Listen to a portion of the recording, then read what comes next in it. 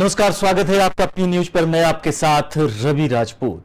Bulletin की शुरुआत करते हैं बड़ी खबर के साथ, जहां प्रधानमंत्री नरेंद्र मोदी आज मंगलवार यानी शंघाई सहयोग संगठन एससीओ के वर्चुअली शिखर सम्मेलन की मेजबानी करेंगे। आपको बताते चले कि चीन के राष्ट्रपति शी जिनपिंग, रूस के राष्ट्रपति व्लादिमीर पुतिन और पाकिस्तान के प्रधानमंत्री शहबाज शरीफ सहित अन्य सदस्य देशों के प्रतिनिधि इसमें भाग लेंगे। पिछले सप्ताह मॉस्को को हिलाकर रख देने वाले अल्पकालिक सशस्त्र विद्रोह के बाद एक बहुपक्षीय शिखर सम्मेलन में पुतिन की यह पहली भागीदारी होगी। साथ ही भारत की अध्यक्षता में एससीओ का शिखर सम्मेलन समूह के नए स्थायी सदस्य के रूप में ईरान का स्वागत करने के लिए भी तैयार है। यह शिखर सम्मेलन भारतीय और चीनी सैनिकों के बीच पूर्वी लद्दाख सीमा पर 3 साल से अधिक समय से चले आ रहे गतिरोध को पृष्ठभूमि और प्रधानमंत्री नरेंद्र मोदी की हालिया अमेरिका यात्रा के 2 सप्ताह बाद होने जा रहा है। घटनाक्रम से जुड़े जानकारी के मुताबिक शिखर सम्मेलन में अफगानिस्तान की स्थिति, यूक्रेन संघर्ष और एससीओ सदस्य देशों के बीच सहयोग, संपर्क और व्यापार बढ़ाने पर चर्चा होने की उम्मीद है। गौरतलब है कि भारत एससीओ के वर्तमान अध्यक्ष के रूप में शिखर सम्मेलन की मेजबानी कर रहा है। भारत ने इस साल मई में गोवा में 2 दिवसीय सम्मेलन में एससीओ के विदेश मंत्रियों की मेजबानी की थी। एससीओ एक प्रभावशाली आर्थिक और सुरक्षा गुट है और सबसे बड़े क्षेत्रीय अंतरराष्ट्रीय संगठनों में से एक के रूप में उभर रहा है। एससीओ की स्थापना रूस, चीन, किर्गिज गणराज्य, तजाकिस्तान और उज्बेकिस्तान के राष्ट्रपतियों द्वारा 2001 में शंघाई में एक शिखर सम्मेलन में की गई थी। भारत और पाकिस्तान 2017 में स्थायी सदस्य बने। भारत को 2005 में एससीओ में एक पर्यवेक्षक बनाया गया था और आमतौर पर समूह की मंत्री स्तरीय बैठकों में भाग लिया था, जो मुख्य रूप से यूरेशियन क्षेत्र में सुरक्षा और आर्थिक सहयोग पर केंद्रित है। तो आज प्रधानमंत्री नरेंद्र मोदी की अध्यक्षता में एससीओ की बैठक होने वाली है और इस बैठक में कई देश यानी कि चीन, रूस, पाकिस्तान वर्चुअली शामिल होंगे। तीनों देश के राष्ट्र प्रमुख वर्चुअली शामिल होंगे। बताया जा रहा है कि इसमें कई अहम मुद्दों को लेकर चर्चा हो सकती है।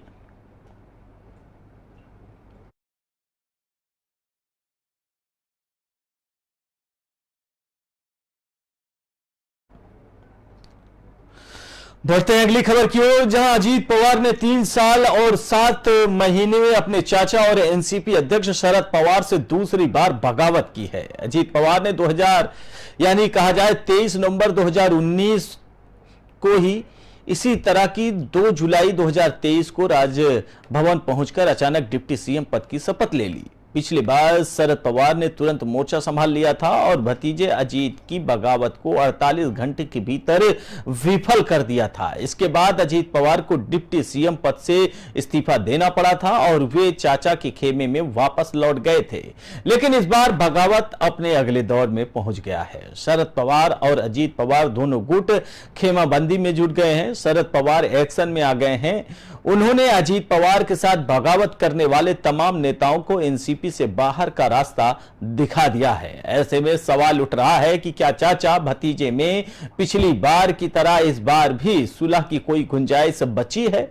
दरअसल अजीत पवार ने 2 जुलाई को एनसीपी से बगावत कर डिप्टी सीएम पद की शपथ ली। इस दौरान उनके साथ छगन भुजबल और हसन मुश्रीफ समेत 8 विधायकों ने भी शिंदे सरकार में मंत्री पद की शपथ ली। अजीत की यह बगावत एकनाथ शिंदे की शिवसेना से बगावत की तरह थी। एकनाथ शिंदे ने पिछले साल जून में उद्धव ठाकरे की शिवसेना से 40 विधायकों के साथ बगावत की थी। इसके बाद उद्धव ठाकरे के नेतृत्व वाली महाविकास आघाड़ी शिवसेना एनसीपी यानी कि कांग्रेस गठबंधन सरकार गिर गई थी। शिंदे ने बीजेपी के समर्थन में सरकार बनाई और राज्य के मुख्यमंत्री बने, जबकि देवेंद्र फडणवीस ने डिप्टी सीएम पद की शपथ ली है। यानी कि पूरी तरीके से अब यह मान लिया जाए महाराष्ट्र के जो राजनीतिक संकट है वो कई मायनों में अहम है, लेकिन सवाल यह है कि जिन्हें राजनीति का चाणक्य माना जाता है, शरद पवार का अगला दांव क्या होगा? शरद पवार क्या भतीजे की बगावती सुर से पहले से वाकिफ थे? माना यह जा रहा है कि अजीत पवार के इस एक्शन और एनसीपी की ये तमाम जो नेता शिंदे गुट के साथ गए हैं, एनडीए के साथ गए हैं, पहले से ही शरद पवार को मालूम था। लेकिन अचानक शरद पवार के इस एक्शन के बाद से राजनीतिक गलियारों में एक प्रश्न तैयार हो गया है कि तमाम इन नेताओं पर जो अजीत पवार के साथ एनडीए गठबंधन में गए हैं, उन पर अब एक्शन शुरू हो गया है। शरद पवार ने सभी को निकालना शुरू कर दिया है। आपको बताते चले कि महाराष्ट्र की राजनीति को लेकर अब उत्तर प्रदेश और बिहार में भी सवाल खड़े होने लगे हैं। माना यह जा रहा है कि जो विपक्ष है पूरी तरीके से क्या वो एकजुट है? अब उस पर सवालिया निशान लगाते हुए यह माना जा रहा है तमाम सुभाषपा प्रमुख सुहेलदेव समाज पार्टी के अध्यक्ष ओम प्रकाश राजभर ने जो बयान दिया है, उसके बाद यह माना जा रहा है कि समाजवादी पार्टी में भी क्या दो धड़ बन सकते हैं। वहीं एक बड़ी खबर सामने आई बिहार से, जहां यह माना जा रहा है कि जेडीयू में भी अब टूट की स्थिति देखी जा रही है। लेकिन पूरी तरीके से जो राजनीतिक गलियारों में इस समय हलचल मचा हुआ है, महाराष्ट्र से लेकर उत्तर प्रदेश से लेकर बिहार और बिहार से पश्चिम बंगाल तक पूरी तरीके से विपक्ष एकजुट होने की कवायद, और जुबान तो भर रहा है, दम तो भर रहा है, लेकिन विपक्ष के पास दिख कुछ नहीं रहा है।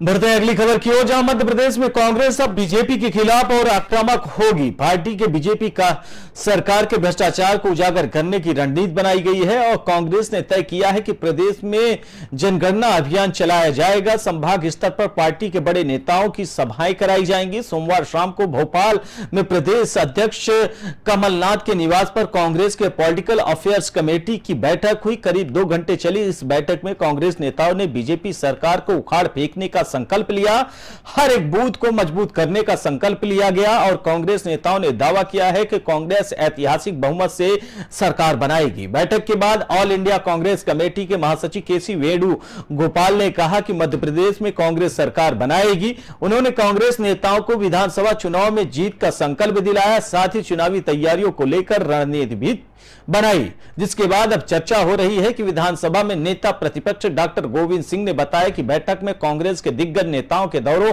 को लेकर चर्चा हुई है। पार्टी के बड़े नेता संभाग स्तर पर दौरा करेंगे। प्रदेश के सभी महानगरों में बड़े नेताओं की सभाएं होंगी। नेता प्रतिपक्ष ने कहा कि प्रदेश सरकार के खिलाफ मिलकर लड़ाई लड़ी जाएगी। बीजेपी के भ्रष्टाचार को उजागर करने में भी रणनीति बनाई जाएगी। पार्टी बीजेपी सरकार का सफाया करने के लिए जन जागरण अभियान चलाएगी। हम सभी नेता कमलनाथ के नेतृत्व में एकजुट होकर काम कर रहे हैं। यानी कि पूरी तरीके से मध्य प्रदेश में कांग्रेस ने कमर कस ली है। माना यह जा रहा है कि कमलनाथ के नेतृत्व वाली कांग्रेस से क्या एक बार फिर से 2023 में बीजेपी सरकार को सत्ता से बेदखल कर पाएगी? सवाल है कई, लेकिन मजबूती के साथ जिस हिसाब से कांग्रेस और कमलनाथ के नेतृत्व में चुनाव लड़ा जा रहा है, वाकई आने वाले कल में कांग्रेस की सरकार बनती दिख रही है। फिलहाल जनता का रुख किधर जा रहा है ये स्पष्ट नहीं है। वहीं दूसरी तरफ वीडी शर्मा, शिवराज सिंह चौहान, नरोत्तम मिश्रा और तमाम बड़े नेता बीजेपी के प्रचार प्रसार में जुटे हुए हैं, अलग अलग रैलियां कर रहे हैं। सोशल मीडिया पर तमाम ग्रुप्स बनाकर जनता को जोड़ने की बात कही जा रही है। आने वाले कल में जैसे जैसे दिन आगे बढ़ रहा है, वैसे वैसे मध्य प्रदेश का चुनाव दिलचस्प होता जा रहा है।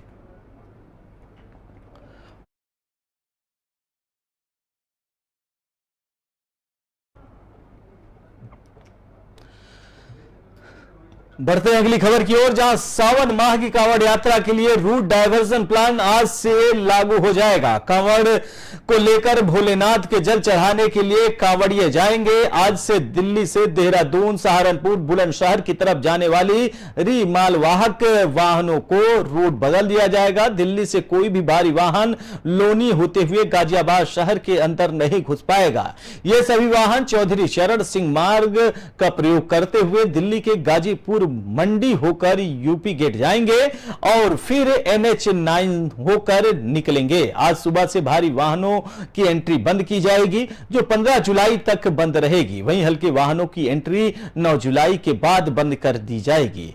जानते हैं आखिर रूट डायवर्जन के प्लान क्या है सरकार के और रूट डायवर्जन बनाए कैसे गए हैं।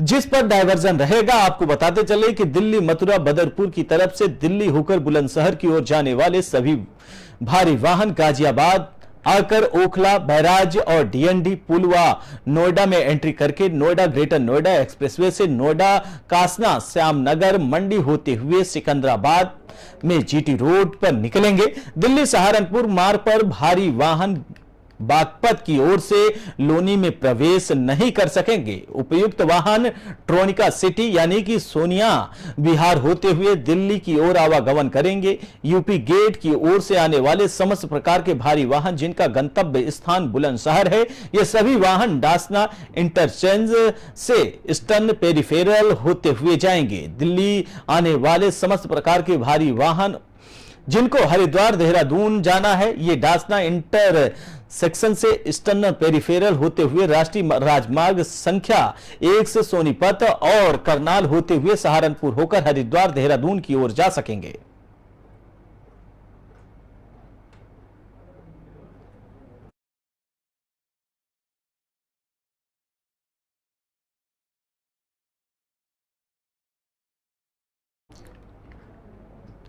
फिलहाल इस बुलेटिन में हमारे साथ इतना ही। बाकी देश दुनिया की तमाम बड़ी खबरों से जुड़ने के लिए देखते रहिए P न्यूज। नमस्कार।